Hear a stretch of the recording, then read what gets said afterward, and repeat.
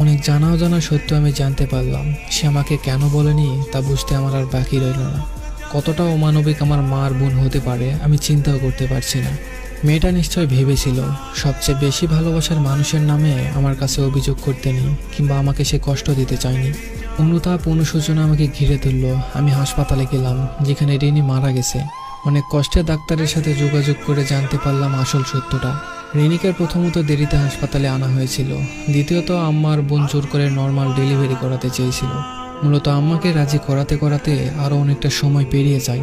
খুব বাজে শোনালেও আমার অবচেতন মন আমাকে বারবার বলছে, তোর আম্মা তোর বউয়ের খুনি।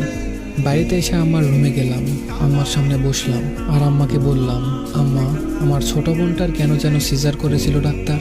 আম্মা পানির বক্সটা খুলতে খুলতে বলল, কেন আবার?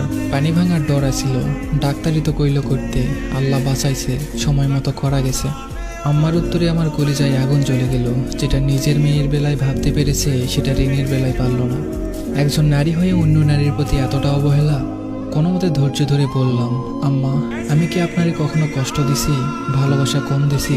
আম্মা এবার একটু অবাক হয়ে বলল, কেন বাজান, কি হয়েছে? এডিকুসকে রে। আমি আম্মার হাত ধরে বললাম, আম্মা, আমি আপনারে এত ভালোবাসি, তাই জানতে চাই আমার দ্বারা আপনি কষ্ট পাইছেন কিনা।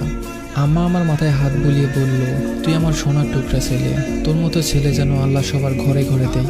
আমি আম্মার আর একটু কাছে গিয়ে বললাম, আম্মা, রিনিকে তো আপনি রেহানা দুজনেই পছন্দ করে এনেছিলেন, তাহলে ওর সাথে এমন কেন করছেন আম্মা?